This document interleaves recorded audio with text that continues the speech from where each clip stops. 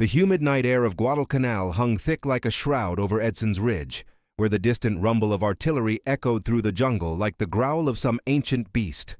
Sergeant Ethan Mackenzie crouched low behind a makeshift barricade of sandbags and felled coconut logs, his M1 Garand rifle slick with sweat and grime in his calloused hands. It was September 12, 1942, and the 1st Marine Parachute Battalion, reinforced by a ragtag mix of raiders and pilots turned riflemen, held this godforsaken hill against the relentless tide of the Imperial Japanese Army. 800 Americans, outnumbered and outgunned, had dug in deep, knowing full well that the enemy was closing the noose. Ethan's heart pounded against his ribs, each beat a reminder of the letters tucked in his pocket from his wife back in Toronto. No, wait, he was American through and through, but with that Canadian lilt from his immigrant folks that made his comrades rib him endlessly. The air reeked of cordite and rotting vegetation, and the sharp crack of distant gunfire pierced the darkness, sending flares arcing overhead like malevolent stars. He wiped the sting of sweat from his eyes, peering into the black void where shapes moved. Japanese infiltrators, silent as ghosts, probing the perimeter. Private Logan Thompson, a wiry kid from Vancouver who'd enlisted with dreams of glory, huddled beside him, his breath coming in shallow gasps. "Sarge, you think they're coming tonight?" Logan whispered, his voice barely audible over the chorus of cicadas and the occasional scream of a wounded man. Ethan didn't answer right away. He couldn't shake the knot in his gut, the premonition that this ridge, this sliver of high ground overlooking Henderson Field, was about to become a slaughter pen. The Marines had chosen to let the enemy surround them, baiting the trap on orders from Colonel Merritt Edson himself, betting their lives that the Japanese would charge headlong into the kill zone. Fear clawed at Ethan's throat, but so did a grim resolve: hold the line, or the whole island falls. A sudden burst of machine gun fire erupted to their left, stitching the night with tracers, and screams followed, raw and human, cutting through the tension like a knife. If you want more stories of Canadian bravery in WWII, subscribe and hit like, so their sacrifices are never forgotten. As the first hints of dawn crept over the ridge, Ethan Mackenzie shifted his weight, his boots sinking into the muddy earth scarred by weeks of rain and bombardment. The Marines had arrived on Guadalcanal just months earlier, part of the bold Allied push to halt Japan's expansion in the Pacific. But for these men, it felt like the end of the world. Canada wasn't directly in this fight. Their boys were bleeding in Europe, storming beaches in Sicily and holding Dieppe bloody shores. But Ethan's unit drew from the melting pot of North American resolve, with a handful of Canucks like him and Logan, who'd crossed the border to join the Corps, driven by the same unyielding spirit. The island was a fever dream of malaria-ridden swamps and razor-sharp kunai grass, where the U.S. had landed on August 7th to seize the airfield from the Japanese, igniting a brutal campaign that had already claimed thousands. Colonel Edson, a steely veteran with a reputation for daring, had positioned his 800 men on this ridge, codenamed Bloody Ridge, even before the blood flowed, anticipating the big push. Intelligence whispered of 5,000 Japanese troops massing under Major General Kiyotake Kawaguchi, fresh from Rabaul, their bayonets honed for a banzai charge to retake the airfield and strangle the Marine foothold. Ethan's company, a mix of the 1st Parachute Battalion and elements of the 1st Raider Battalion, included grizzled Corporal Henry Walker, a farm boy from Saskatchewan who'd lost an eye in an earlier skirmish but refused to ship out, and young Private Noah Campbell, barely 19, scribbling letters home to his mother in Halifax. They were brothers now, forged in the fire of shared foxholes, trading smokes and stories to stave off the madness. Henry clapped Ethan on the shoulder during a brief lull, his one good eye gleaming with dark humor. "Heard the Nips are bringing everything they've got, Sarge. Reckon we'll give 'em a proper welcome?" Ethan forced a grin, but inside, the weight pressed down, the knowledge that supply lines were stretched thin, ammo rationed to a few clips per man, and the jungle teemed with snipers who picked off sentries like flies. Word had come down from division: let them surround us, draw them in close, then unleash hell from the heights. It was a gamble, pure and suicidal, but the Marines had no choice. Losing the ridge meant losing the field, and with it, the lifeline to Australia. The rising tension coiled like a spring as patrols returned with grim reports. Japanese scouts swarming the ravines below, their chants drifting up on the breeze, a haunting rhythm that set teeth on edge. Ethan peered through his binoculars, spotting flickers of movement in the undergrowth, the glint of steel amid the vines. Logan's hands trembled as he checked his grenades, his face pale under the smeared camouflage paint. "I signed up thinking it'd be like the pictures, Sarge. Heroes storming the beaches. Not this waiting to die." Ethan nodded, remembering his own enlistment in 41, the pull of duty stronger than the fear of leaving his family behind. The emotional bonds ran deep. Henry Walker had become the father figure, regaling them with tales of prairie winters to distract from the heat, while Noah's wide-eyed optimism kept spirits from crumbling entirely. But now, as the sun climbed higher, casting harsh shadows over the ridge, the air grew heavy with foreboding. Japanese artillery began probing, shells whistling overhead to explode in fiery blooms among the palms, showering dirt and shrapnel. One blast nearby sent a Marine screaming, his leg mangled, and Ethan rushed to apply a tourniquet, the coppery tang of blood mixing with the acrid smoke. "Hold on, buddy," he muttered, but the man's eyes glazed over. Another ghost for the island's tally. Comrades dragged the wounded to the rear, where medics worked miracles with sulfa powder and morphine, but the losses mounted, each one a tear in the fragile web of trust. Whispers spread through the lines. Kawaguchi's men were fanning out, encircling the ridge from 3 sides, their numbers swelling to cut off retreat. Edson's voice crackled over the field radio, calm and unyielding. "We hold here, no matter the cost." Ethan's mind raced with the why of it all. Why let 5, Yikshiro 0 surround 800? Because the ridge was the anvil, and the Marine lines below the hammer. Draw the enemy in, bleed them dry on the slopes, buy time for reinforcements that might never come. Doubt gnawed at him, but so did the fire in his belly, the unshakable belief that these men, these Canadians and Americans blended in blood, wouldn't break. By midday, the jungle came alive with the enemy, a seething mass of khaki figures emerging from the green hell, their officers urging them forward with promises of glory and emperor's favor. Ethan wiped the sweat from his brow, his uniform clinging like a second skin. As the first waves crested the lower slopes, machine guns chattered to life, mortar pits belching fire, but the Japanese pressed on, undeterred, their light tanks rumbling through the brush like mechanical demons. Logan fired his first shot, the recoil jolting his shoulder, dropping a soldier mid-stride, but for every one that fell, 2 more appeared, bayonets fixed and eyes wild with fanaticism. "They're everywhere!" Noah shouted, reloading frantically, his voice cracking under the strain. Henry Walker manned the .30 caliber, its barrel glowing red-hot, sweeping arcs of death that mowed down clusters but overheated, forcing pauses that the enemy exploited. Bullets whined past Ethan's ear, one grazing his helmet with a metallic ping that left his ears ringing. The air filled with the stench of cordite, sweat and bowels loosed in death, a symphony of agony punctuated by the thud of bodies hitting the earth. Edson's plan was unfolding. The Japanese, overconfident after initial gains, funneled into the kill zones, but the cost was immediate and brutal. A grenade landed short of their position, erupting in a shower of fragmentation that tore into Logan's arm, blood spraying as he slumped against the logs. Ethan dragged him back, applying pressure while cursing the gods, his hands slick and shaking. "Stay with me, kid," he growled. But Logan's eyes fluttered, shock setting in. The suffering was palpable, a wave crashing over the ridge, medics overwhelmed, ammo crates dwindling, the once solid line fracturing under the onslaught.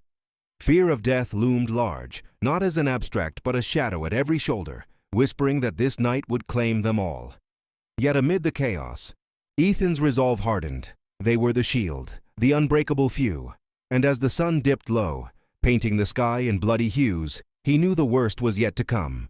The full encirclement, the banzai charge that would test if 800 could truly slaughter thousands in the dark.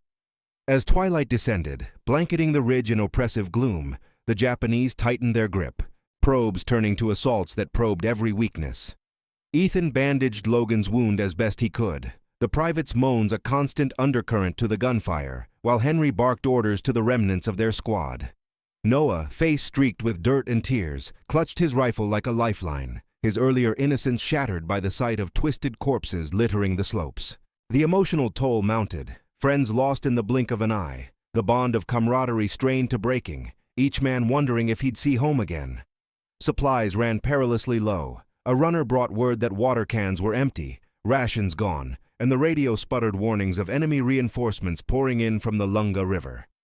Ethan's thoughts turned inward, to the letters unread, The life interrupted, fueling a desperate hope that this stand would turn the tide. But the feeling of impending doom was inescapable, a palpable dread as silhouettes massed below, their numbers swelling to the promised 5, USO 0, surrounding the hill like wolves a wounded stag. Colonel Edson moved among the lines, his presence a spark in the despair, rallying with quiet steel. "We've got them right where we want them." Ethan believed it, or wanted to, as the first stars pierced the canopy and the jungle whispered of the slaughter to come. The night deepened into an inky abyss, the stars mocking the Marines from above as the Japanese encirclement completed its deadly arc around Edson's Ridge. Ethan Mackenzie gripped his rifle tighter, the wooden stock worn smooth by his sweat-slick palms, while the distant roar of the Lunga River mingled with the low moans of the wounded echoing through the lines. Below, the enemy had sealed off every path, flankers creeping through the kunai grass to the east, main forces massing to the west, and scouts sealing the rear with silent precision. 5,000 strong, Kawaguchi's division had swallowed the hill like a serpent devouring its prey, their officers' shouts in guttural Japanese slicing through the humid air, promising swift death to the hairy barbarians atop the ridge. Logan's bandaged arm throbbed visibly in the faint moonlight filtering through the canopy, his face ashen as he leaned against the barricade, whispering curses through gritted teeth. "Feels like they're breathing down my neck, Sarge," he muttered, his Vancouver accent thick with pain. Henry Walker, ever the stoic, reloaded his overheated machine gun with deliberate motions, his one good eye scanning the shadows. "Let 'em come. We've got the high ground, and that's worth 1,000 of their bayonets." Noah Campbell, huddled nearby, clutched a canteen long since emptied. His youthful features twisted in a mask of barely contained terror. The boy from Halifax had seen his first dead man that afternoon, a Japanese soldier whose face haunted him like a specter. The emotional fractures ran deep now. Ethan felt the weight of command pressing like a vice, knowing Logan's wound could turn septic in this sweltering hell. That Noah's innocence was eroding with every shell burst. Supplies were a cruel joke, bullets rationed to 5 rounds per man, grenades hoarded like gold, and the medic's morphine syrettes dwindling faster than hope. Colonel Edson's gamble hung in the balance. By allowing the surround, they'd lured the enemy into a natural fortress of ravines and cliffs, but the price was isolation, utter and terrifying. Radios crackled sporadically with pleas from lower lines. Henderson Field holding, but reinforcements hours away across contested waters. Ethan's mind flashed to his family's farm in Ontario, the letters from his mother urging him home, a world away from this Pacific nightmare where Canadians like him fought under the stars and stripes, driven by the same Allied fire that scorched Europe. As midnight approached, the first true assault erupted from the southern ravine, a tidal wave of screams and steel crashing against the Marine perimeter. Japanese infantry surged upward in disjointed waves, their Arisaka rifles spitting fire in the dark, bullets whipping through the underbrush like angry hornets. Ethan fired methodically, each pull of the trigger a thunderclap in his ears, dropping shadows that crumpled mid-charge. But the horde pressed on, undaunted by the casualties piling like cordwood on the slopes. To their left, Henry's .30 caliber roared back to life, tracers arcing into the mass like fiery scythes, mowing down a dozen in a single burst before jamming again, forcing him to club a infiltrator who breached the line with his rifle butt, the crack of skull-meeting steel lost in the din. "Bastards are slipping through," Henry bellowed, blood from a shallow gash on his forehead mixing with sweat. Noah, frozen for a heartbeat, snapped into action, lobbing a grenade that exploded in a bloom of shrapnel, shredding the advance but drawing return fire that stitched the sandbags, one round punching through and grazing his thigh. He yelped, collapsing in a heap, the pain a white-hot lance that blurred his vision. Logan, despite his injury, dragged himself up to fire, his shots wild but defiant, until a bullet tore through his shoulder, spinning him back with a guttural cry that pierced Ethan's heart like shrapnel. The sergeant lunged to cover him, barking orders to the few remnants, 4 men now, from a squad of 12, while the air thickened with the stench of gunpowder, ruptured guts, and the metallic tang of blood soaking the earth. Confusion reigned, flares popped overhead, casting erratic light that revealed knots of Japanese weaving through the coconut stumps, their bayonets glinting like fangs. Edson's voice boomed from a nearby command post, rallying the scattered companies. "Pour it on them, don't give an inch." But the major problem crystallized in that chaos, the enemy's sheer numbers overwhelming the flanks. Infiltrators sowing panic by garroting sentries in the rear, and the Marines' lines buckling under the relentless pressure. Ethan made a hard call, ordering a withdrawal to a secondary trench line, abandoning gear to save lives, the sacrifice bitter as he left behind crates of precious ammo.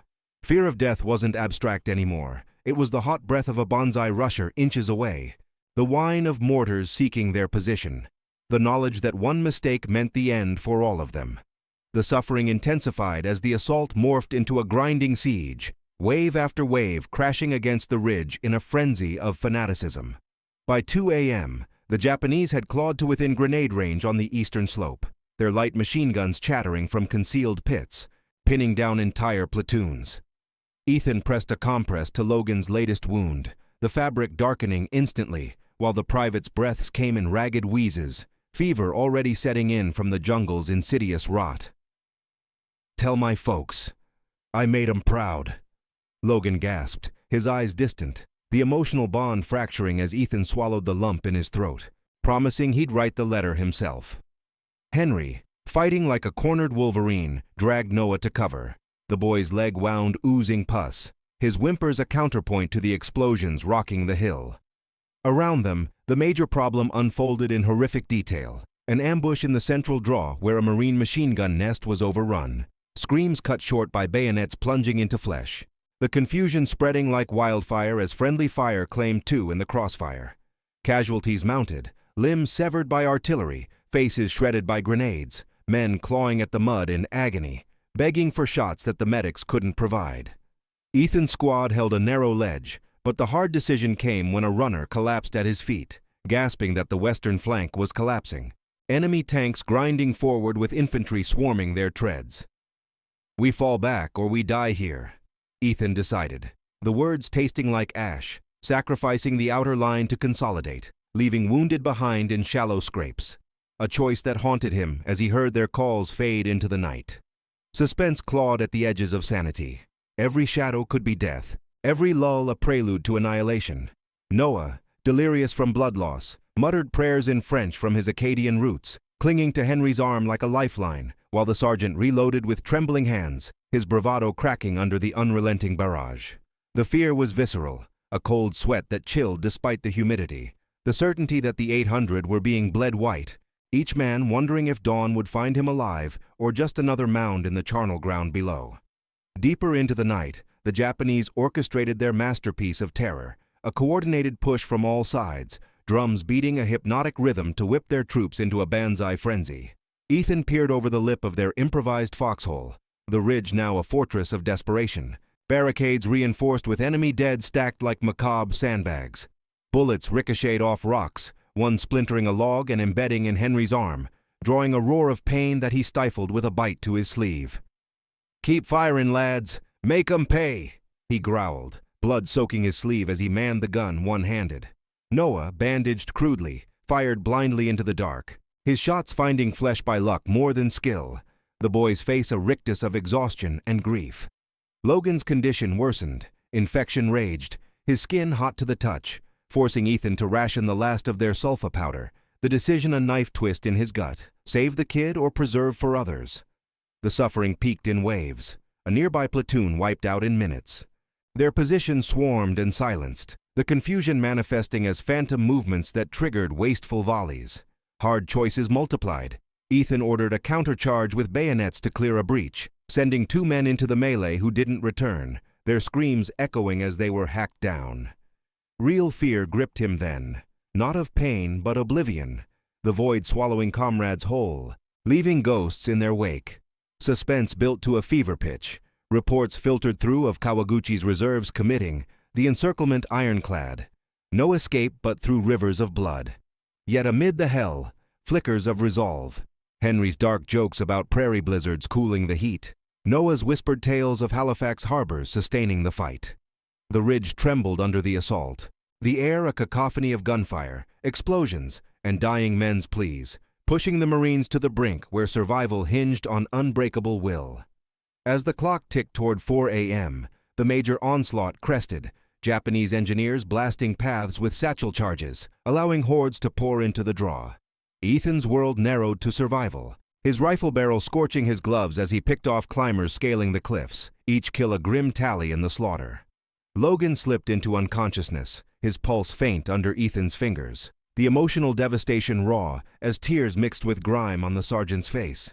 Henry, wounded but unbowed, swept fire across the advance, dropping scores but taking hits that buckled his knee. Noah, fighting through pain, hurled his last grenade, the blast scattering bodies but exposing him to a sniper's round that clipped his helmet, leaving him dazed and bleeding from the scalp. The problem was total now, encircled, ammo near exhaustion, the line a tattered remnant holding by sheer defiance. Confusion reigned as infiltrators mimicked Marine calls, drawing fire inward. Ethan shouted corrections, his voice hoarse, making the call to burn signal flares for illumination, sacrificing stealth for clarity in the bedlam. Fear of death was omnipresent, shadows lunging from the dark, bayonets clashing in brutal hand-to-hand, where men gouged eyes and crushed throats. Suspense reached its zenith, the ridge teetering on collapse. Every heartbeat a gamble in Edson's audacious trap, the 800 Marines forging legend in blood and fire. The assault intensified as the Japanese, sensing weakness in the faltering Marine lines, unleashed a barrage of mortars that turned the ridge into a churning cauldron of earth and fire.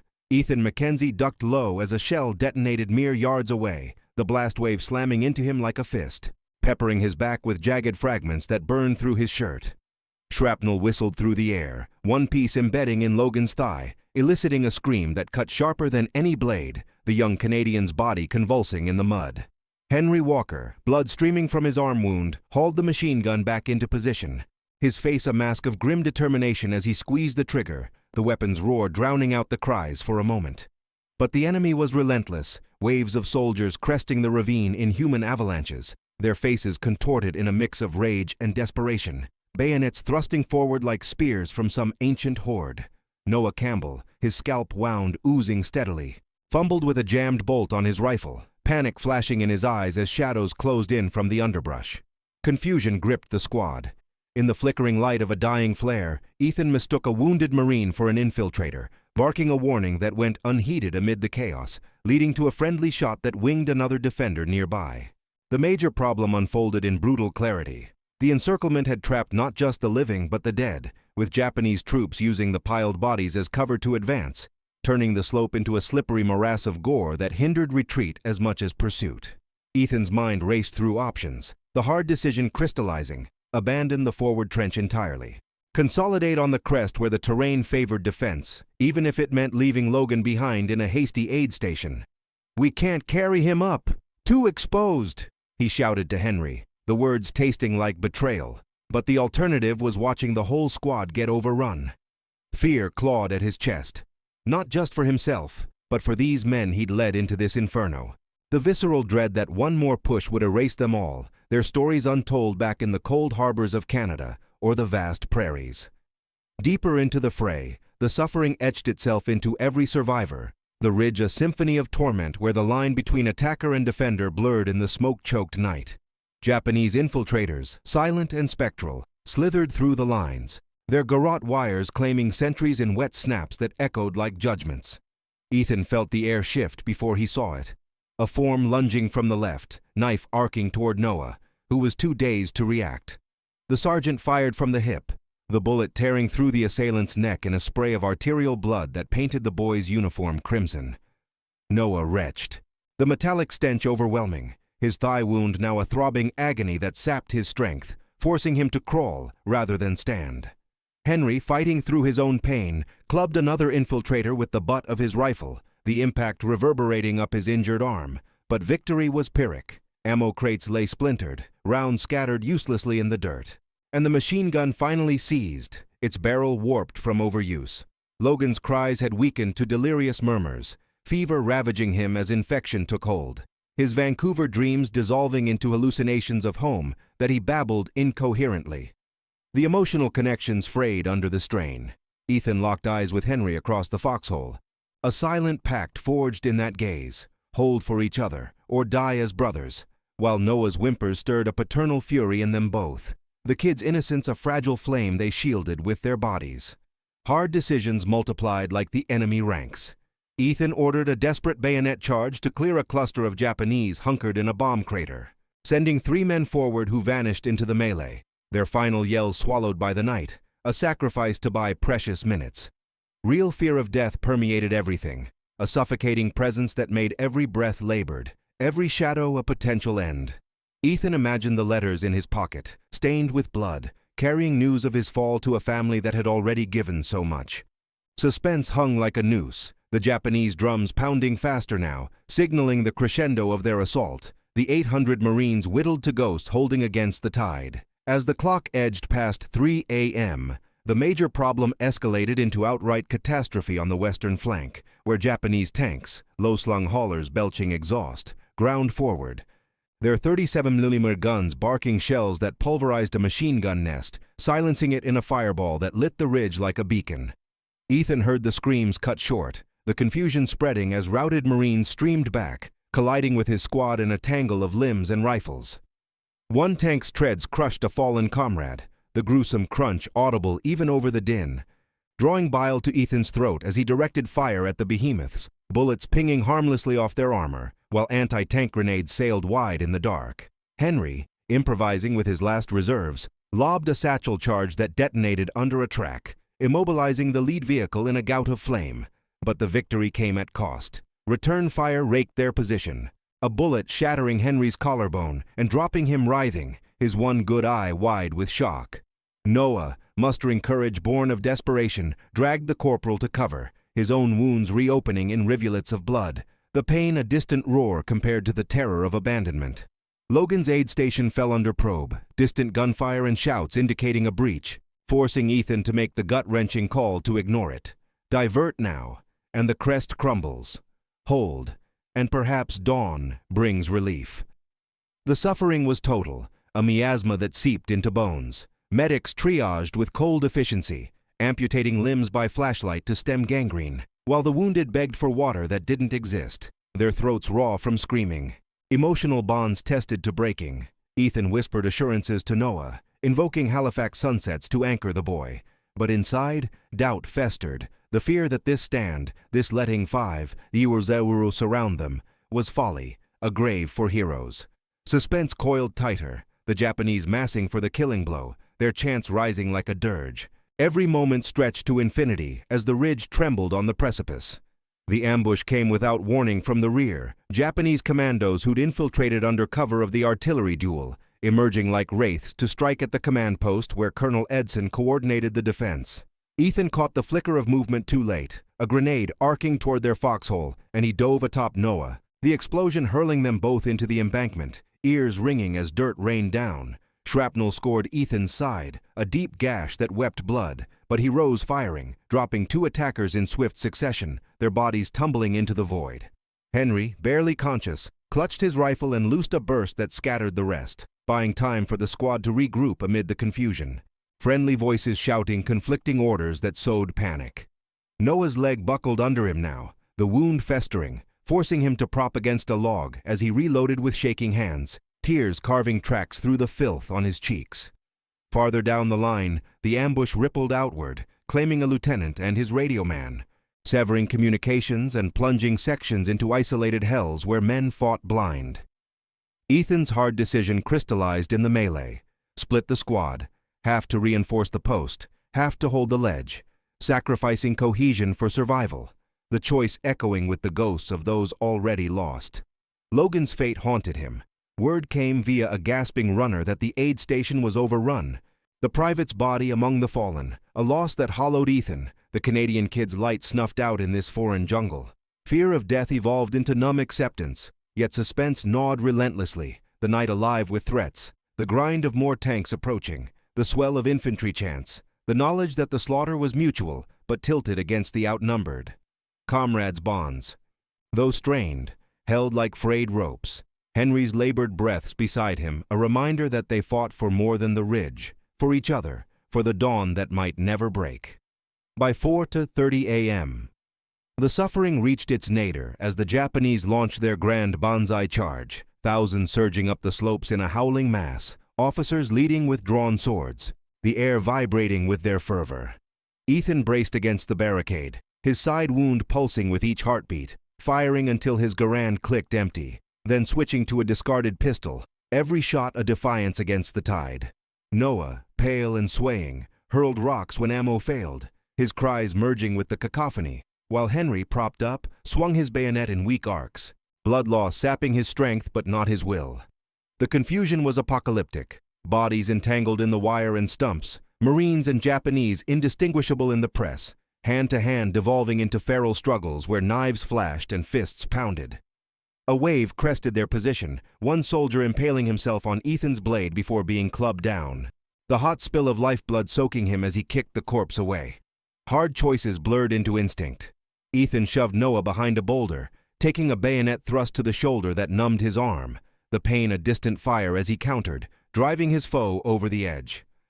The major problem was the horde's momentum, the encirclement complete, no quarter given or asked, the ridge a charnel house where the 800 bled to stem the flood. Emotional devastation peaked, visions of home flickered in lulls, Logan's ghost urging endurance, Henry's grunts a lifeline in the madness. Fear gripped like iron, death's shadow long and inevitable, yet suspense built to unbearable heights, the charge faltering under the withering fire from the crest, bodies piling into barriers that slowed the advance, hinting at the trap's deadly spring. In that vortex, Ethan's resolve crystallized. They would slaughter or be slaughtered, the night etching their legend in unyielding steel. If you're still here with him in this moment, subscribe, so their courage lives on. The Banzai charge thundered up the slopes like a human tsunami, thousands of Japanese soldiers breaking from the jungle's embrace in a frenzy of guttural cries and flashing steel, their officers at the fore with katanas raised high, urging the horde onward toward the beleaguered crest of Edson's Ridge. Ethan Mackenzie, bloodied and battered, stood firm behind a barricade of tangled barbed wire and stacked enemy corpses.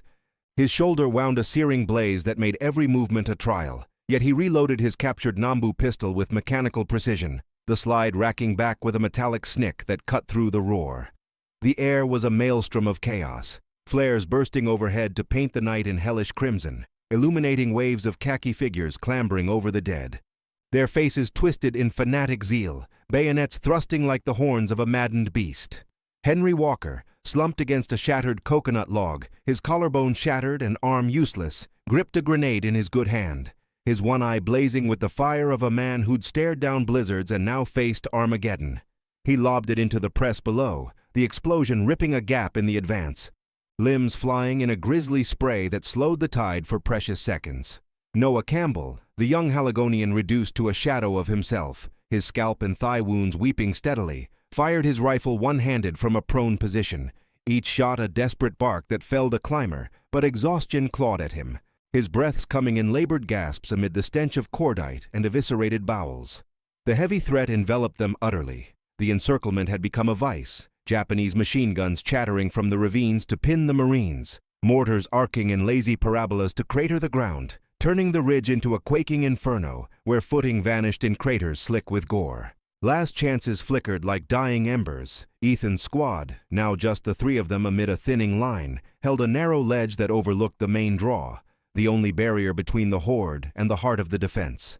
Chaos reigned supreme. Screams of the dying blended with the clash of steel on steel, infiltrators slipping through to stab at flanks, and the constant whine of bullets seeking flesh, one grazing Ethan's helmet and drawing a thin line of blood across his temple. In this vortex, as the first wave crested within yards, Ethan locked eyes with Henry and Noah, a silent vow passing between them. This was the peak, the moment where 800 souls gambled everything to turn the slaughter inward. And failure meant the ridge, and Guadalcanal, lost forever. The onslaught crashed against their position with the force of a breaking wave, Japanese soldiers vaulting the wire in leaps that defied the slope's treachery, their arisakas thrusting in frenzied stabs that claimed two nearby Marines in sprays of arterial crimson, the defenders' cries swallowed by the tumult.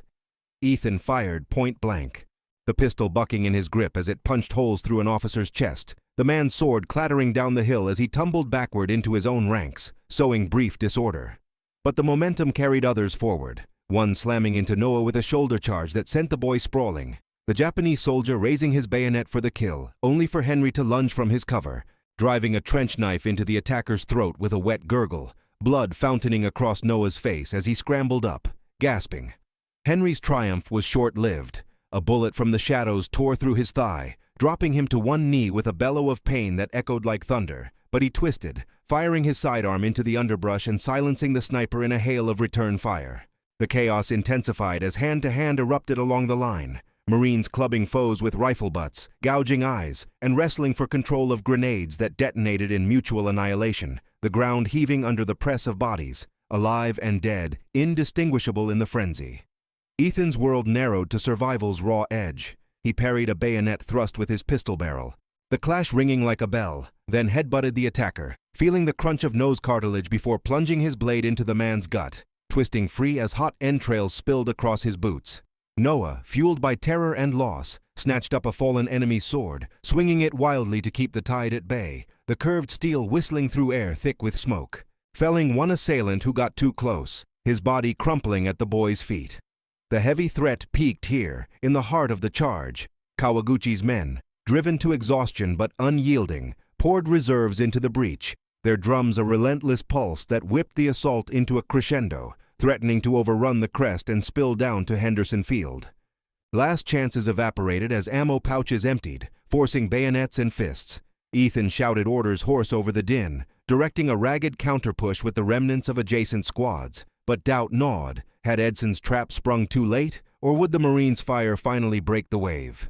Bodies piled into grotesque barriers, tripping the advance, buying seconds that felt like eternities in the blood-slicked hell. Amid the swirling melee, an explosive twist unfurled from the ridge's eastern flank, where a concealed Marine mortar crew, thought lost to an earlier ambush, suddenly unleashed a barrage of illumination rounds and high-explosive shells that arced into the Japanese rear, shattering their command echelons in blooms of fire and shrapnel, the blasts rippling through the horde like a scythe through wheat. Ethan caught the shift in the chaos, the enemy's chants faltering, officers' screams of confusion cutting through as their lines fragmented, the unexpected counterfire turning the Banzai's fury inward, friendly Japanese fire raking their own in the disarray. Seizing the moment, he rallied his battered trio, bellowing for a push. "Now! Drive 'em back!"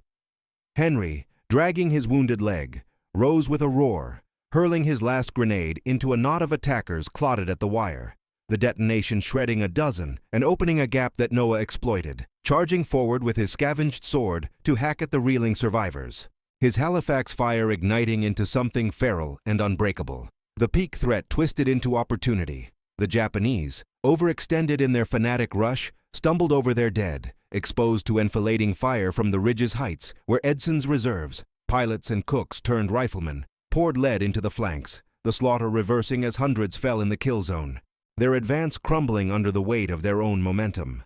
Chaos evolved into calculated carnage. Marines bayoneted the stragglers, kicking bodies down the slope to impede the next wave, while Ethan covered their advance, his pistol clicking empty before he scooped a discarded Thompson submachine gun, its chatter stitching death across the draw. Noah took a glancing slash to the arm but pressed on, disarming a wounded officer whose surrender was ignored in the heat, the ridge echoing with the triumphant whoops of defenders sensing the tide's turn.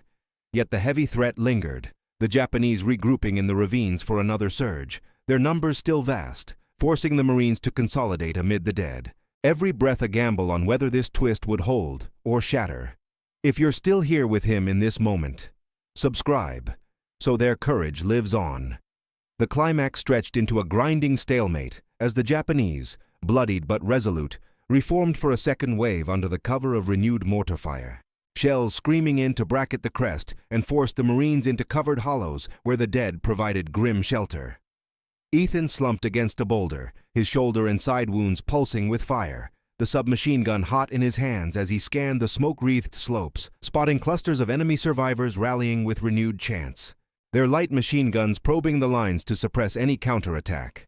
Henry, pale from blood loss, bound his thigh with a strip torn from a fallen comrade's shirt, his breaths ragged but his voice steady as he muttered to Noah, "Kid, you swung that pig sticker like a lumberjack. Made your old man proud wherever he is."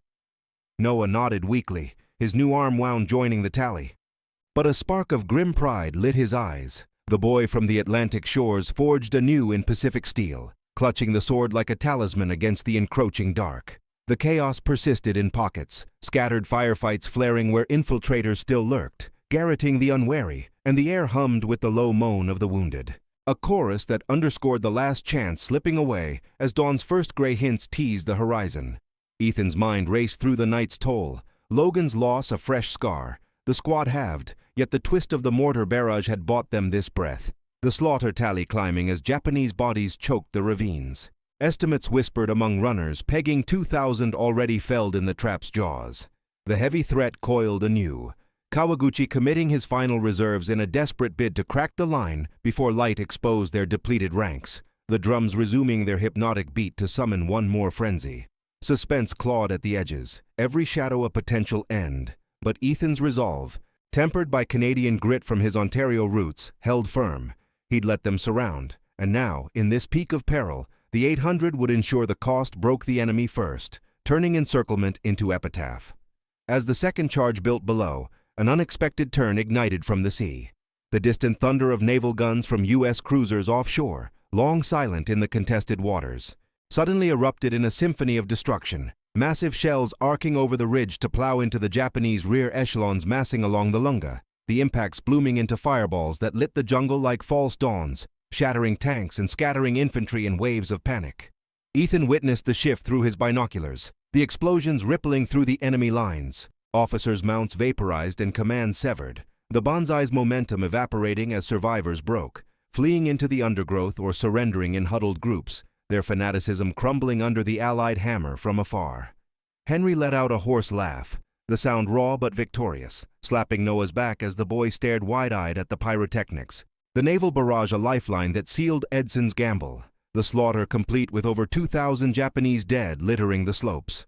Chaos gave way to eerie quiet in patches, the ridge's defenders emerging from cover to pick off stragglers, the heavy threat fracturing into rout, last chances redeemed in the fire of 16-inch guns that spoke for the fleet. Yet the peak's cost lingered in the moans and the blood-soaked earth, Ethan's squad holding their ledge amid the dawn's creeping light, the twist not just survival, but the hinge of Guadalcanal's fate, won by 800, who let the noose tighten, only to snap it back. As the naval barrage thundered across the Lunga River, its colossal shells pulverizing the Japanese rear into smoldering craters, the Banzai charge disintegrated like mist under the sun, survivors scattering into the jungle's tangled depths with cries of disarray that faded into the dawn's reluctant light. Ethan Mackenzie lowered his submachine gun, the barrel still smoking as he slumped against the bloodied barricade. His wounds, a deep gash in his side, a numb shoulder pierced by bayonet, a dull roar that paled against the adrenaline's crash. The ridge, once a fortress of defiance, now resembled a charnel field, strewn with twisted bodies in khaki and olive drab, the air heavy with the acrid reek of high explosives, and the coppery tang of spilled life, while medics' shouts pierced the settling quiet, calling for stretchers amid the groans of the maimed. Henry Walker, his thigh bound in hasty rags that darkened with fresh blood, dragged himself upright, his one good eye scanning the ledge where Noah Campbell sat dazed, the scavenged sword clutched loosely in his lap, its edge notched from desperate parries. The three survivors exchanged weary glances. The bond between them forged unbreakable in the night's forge, but Logan's absence hung like a specter, his body lost in the overrun aid station, the young Vancouver enlistee's dreams of glory reduced to another tally in the slaughter that had claimed over 2,000 Japanese lives, their corpses choking the ravines below like a macabre dam. Colonel Edson's voice crackled over salvaged radios, calm amid the victory. Ridge secure, hold and consolidate. Ethan's chest tightened with a mix of relief and revulsion. They'd let the noose tighten, baited the trap on this sliver of high ground, and in one savage night, turned encirclement into annihilation. But the cost etched itself in every survivor's hollow gaze. The 800 Marines whittled to fewer than 600. Their stand buying Guadalcanal's lifeline at the price of innocence and brotherhood. With the sun cresting the horizon, casting a golden haze over the devastation, the Marines emerged from their foxholes to reclaim the ridge, patrols sweeping the slopes to root out pockets of resistance where die-hard Japanese soldiers turned their rifles on themselves rather than surrender. The sharp cracks of suicide echoing like final judgments. Ethan helped Henry to his feet, the corporal's weight heavy on his uninjured shoulder, as they limped toward a central aid tent improvised from ponchos and shattered crates, where corpsmen worked feverishly, suturing gashes and injecting morphine into limbs that would never walk right again. Noah trailed behind, his limp pronounced from the festering thigh wound, the boy's face ashen and streaked with dried blood, his earlier fire dimmed to a quiet resolve that spoke of traumas words couldn't touch. He'd killed for the first time that night, the weight of it settling in his eyes like storm clouds over Halifax Harbor. Losses mounted in the grim accounting, entire platoons erased. Friends like the wiry radio man from Ethan's company gone silent under bayonets, and Logan's confirmation came via a bloodied runner. The private had fought to his last breath, dragging a grenade to take a squad of infiltrators with him. His sacrifice a footnote in the reports but a chasm in the hearts of those who'd shared smokes and stories in the humid lulls. Henry grunted through the pain as a medic probed his collarbone, joking hoarsely about trading this hell for a Saskatchewan winter. But the humor rang false, masking the bitter realism that war's arithmetic left no victors unscathed. Malaria would claim as many as bullets in the months ahead, and the scars, physical and otherwise, would shadow them home. Ethan bandaged his own wounds with trembling hands, the sting a reminder of the hard choices, abandoning positions, leaving brothers behind, all to hold this ridge that now overlooked a sea of enemy dead, their twisted forms a testament to the Marines' audacious gamble, one that had shattered Kawaguchi's offensive and secured Henderson Field for the Allies. In the day's weary aftermath, as C-47s droned overhead dropping much-needed supplies, cans of rations, bandages, and ammunition that thudded into the kunai grass, the emotional consequences rippled through the survivors like aftershocks. Conversations hushed and fragmented as men stared at the horizon, grappling with the night's ghosts. Ethan sat with Noah under a tattered canopy, sharing a lukewarm canteen of water that tasted like victory's ash, the boy unburdening fragments of his terror, visions of Logan's fevered face, the slick feel of blood underfoot, the unnatural silence after the barrage that made every rustle a phantom threat. Henry's stoicism cracked briefly as he recounted the charge. His voice thick with the loss of comrades who'd become family in this Pacific exile. Canadians like them drawn south by duty's call, fighting under foreign flags, yet carrying the same unyielding spirit that bled in Europe's mud. The reflection was somber, laced with realism's bite. No parades awaited these bloodied few, just rotations to other islands where the jungle waited anew, and the knowledge that Guadalcanal's pivot had cost not just lives, but pieces of souls, leaving Ethan questioning if the letters in his pocket, promising home, could ever bridge the Gulf War had carved. Medevac helicopters skimmed the treetops, airlifting the worst wounded to ships offshore, their rotors whipping dust from the graves being dug along the ridge's spine. Shallow plots marked by dog tags and rifles planted bayonet down. Edson moved among them, his presence a quiet anchor, praising the stand that had inflicted irreplaceable losses on the enemy, over 500 confirmed dead in the trap they'd willingly entered. But his words couldn't erase the hollow ache, the understanding that survival was a debt paid in endless nights of sweat-soaked dreams. As patrols confirmed the Japanese retreat, Kawaguchi's remnants slinking back across the Matanikau, their offensive broken and morale shattered, the ridge transformed from battlefield to bastion, Marines fortifying positions with captured weapons and enemy gear scavenged from the dead, turning Arisakas into makeshift props and bundling grenades for the next fight. Ethan oversaw his squad's remnants, assigning watches while the sun climbed higher, baking the gore into the earth and drawing flies in buzzing swarms that feasted on the unburied, a grim cleanup that fell to the living amid the haze of exhaustion. Noah, patched and propped against a log, sketched idly in the dirt, harbors and homes that seemed mythical now, his survival a quiet miracle. Though the infection in his leg promised a long convalescence, perhaps stateside if luck held. Henry, refusing evacuation until the line stabilized, manned a listening post, his injuries bandaged but spirit intact, trading barbs with Ethan about outlasting the nips and claiming the first hot meal as spoils. The broader conflict's end loomed distant. Guadalcanal secured for now, but the campaign grinding on, this night's slaughter a fulcrum that tilted the Pacific toward Allied momentum, yet the emotional toll lingered in stolen moments. Tears shed in private, letters dictated to medics for families who wouldn't recognize the men returning, if they returned. Bitter realism settled like the island's perpetual mist.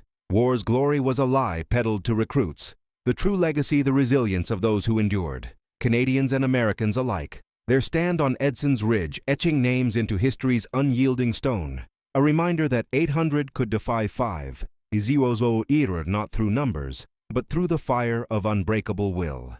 In the fading light of that first full day, as reinforcements trickled in from the beaches, fresh companies wide-eyed at the carnage, Ethan discovered a blood-stained dispatch case amid the Japanese dead near their ledge, its contents spilling secrets that chilled him. Maps detailing a larger invasion force poised offshore, aborted by the Ridge's defense, and a personal letter from Kawaguchi himself, revealing infiltrators had nearly sabotaged the Marine trap from within, one disguised as a pilot turned rifleman who vanished in the chaos, leaving whispers of betrayal unresolved.